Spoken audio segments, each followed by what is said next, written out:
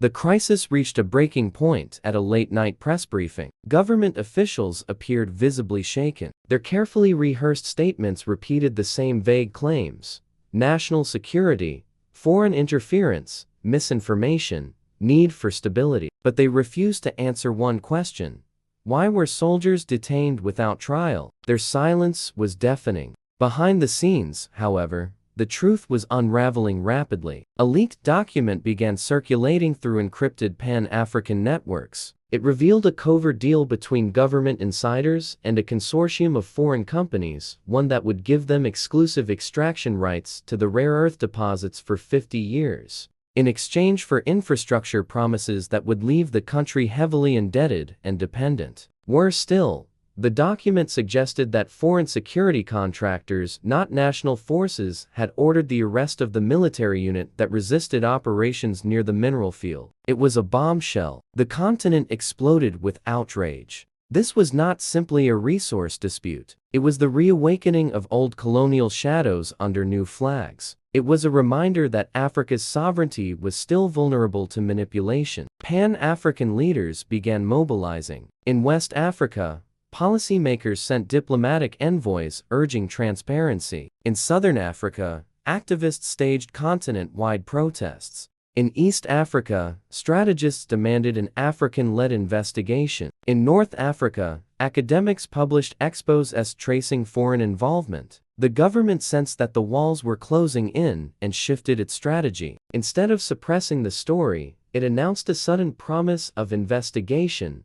But the population no longer trusted speeches. They demanded action. The turning point came unexpectedly through the very group that had been silenced: the detained soldiers. A hidden recording leaked from the military prison where they were being held. In the scratchy audio, the soldiers described receiving orders from unidentified foreign operatives to forcibly relocate indigenous communities near the mineral zone. They described refusing the order. They described their detention. They described seeing foreign equipment, foreign uniforms, foreign surveillance. The recording spread like wildfire. Within hours, the capital erupted into the largest protest in its history. Tens of thousands filled the streets, waving banners with slogans demanding sovereignty, justice, and transparency. Drums beat in rhythm with chants. Elders walked alongside students. Traders marched beside farmers. Even some police officers quietly lowered their shields and stepped aside. Africa watched with pride. It was a moment of unity of a people refusing to let their future be negotiated in backrooms. International media could no longer ignore the story. Analysts framed it as a major geopolitical fault line. One outlet called it the African Resource Rebellion. Another described it as a continental awakening against neo-extraction. Foreign powers panicked. They issued statements denying involvement. They threatened to withdraw investment. They deployed cyber teams to control the narrative. But it was too late. The continent had learned from history, and this time, it would not wait until everything was stolen to fight back. Under mounting pressure, the government finally broke. A national address was broadcast live across the country. The leadership, visibly strained, admitted to irregularities in the handling of military operations and promised to release the detained soldiers pending independent review. But the people did not celebrate. They demanded full disclosure. They demanded cancellation of the secret mineral deal. They demanded the withdrawal of foreign actors. They demanded constitutional reforms ensuring transparency in all resource contracts. Their demands echoed across Africa. An extraordinary summit was convened by regional leaders who declared that Africa's natural resources must be governed with continental oversight to prevent exploitation by internal or external forces. They pledged support for the people and condemned any government that weaponized secrecy against its population. The tide had turned. Foreign companies quietly pulled their equipment out of the forests. Security operatives disguised as contractors vanished overnight. Construction halted. Helicopters lifted unfamiliar personnel out of hidden camps. The silent conquest had been stopped not by armies, not by diplomats,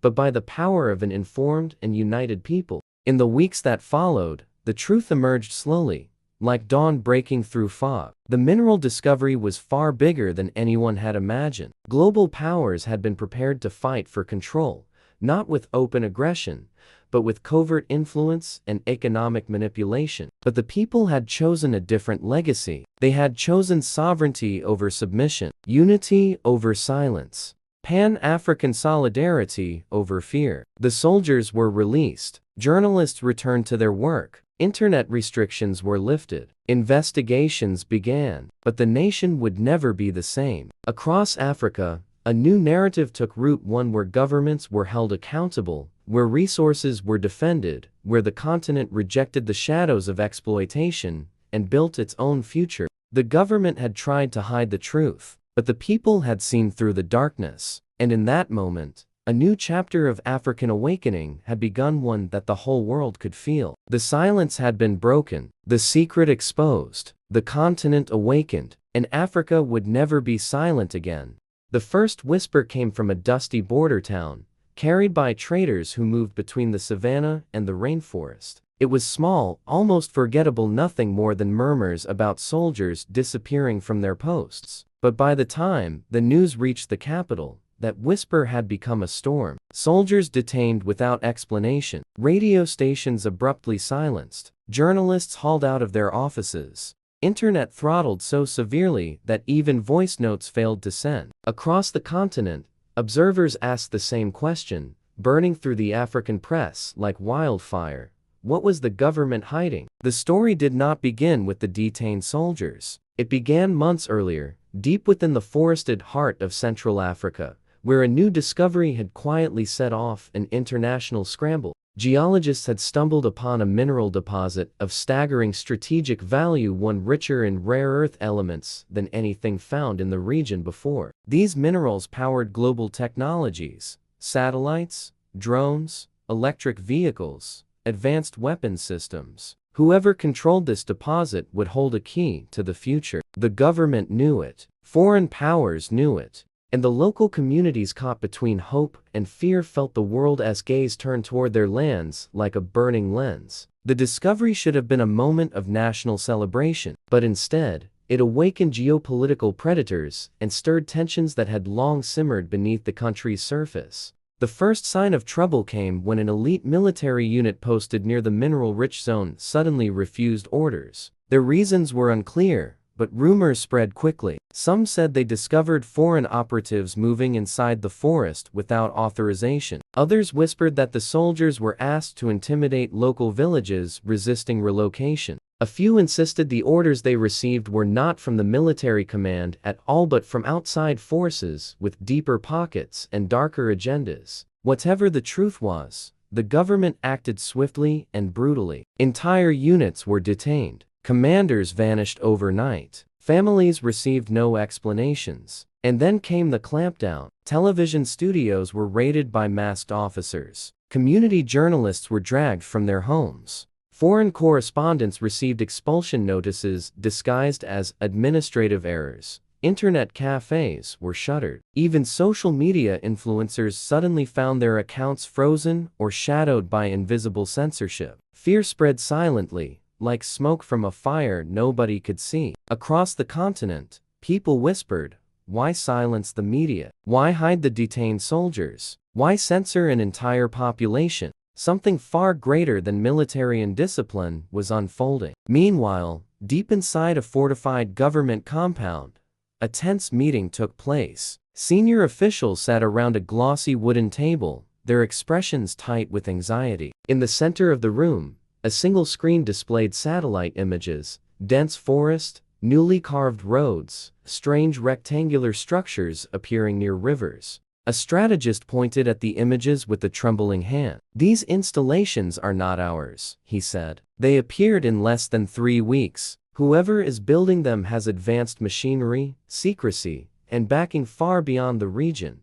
Another official leaned forward. "And the soldiers we detained, they knew? They knew too much," came the answer. The room fell silent. Across the ocean, intelligence agencies watched the crisis with growing interest. The mineral discovery had already drawn attention from global powers hungry for technological dominance. Some nations sent diplomats offering cooperation agreements. Others dispatched private military contractors disguised as humanitarian workers. A few simply moved in the shadows, manipulating events through proxies, bribes, and whispers. But the continent was no longer as helpless as it once had been. A new generation of African leaders had risen, leaders who believed in sovereignty, continental unity, and a future built not on exploitation but collaboration. As news of the crackdown spread, African capitals from west to east became buzzing hives of strategy. Regional unions convened emergency meetings. Security councils demanded explanations. Economists warned that foreign control of critical minerals could spell the end of Africa's long-awaited industrial renaissance. But the government remained silent. On the ground,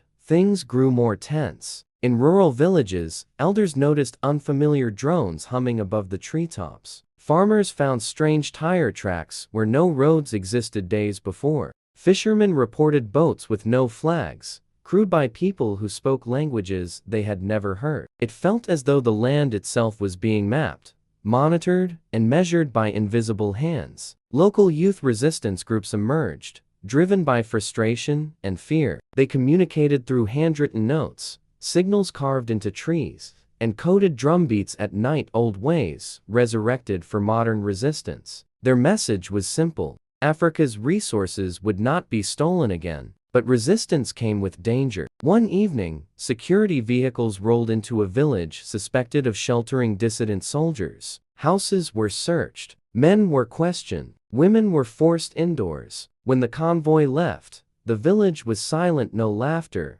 no cooking fires, no music. The fear was suffocating. In the nation's bustling commercial capital, however, fear turned into anger. Students marched in sudden waves, chanting for transparency and justice. Tradesmen closed their shops in solidarity. Taxi drivers blocked major roads. Market women formed human chains to protect detained activists from being dragged away. The government responded with force. Tear gas choked the streets. Armored vehicles rumbled through narrow alleys. Rubber bullets echoed like thunderclaps. But the people did not stop. The voice of the nation had awakened, and it could not be silenced. Across Africa, journalists in neighboring countries picked up the story the moment it was suppressed domestically. Pan-African media platforms broadcasted restless updates. Analysts accused foreign powers of orchestrating a silent takeover. Commentators argued that Africa's minerals were once again becoming the battlefield of global empires.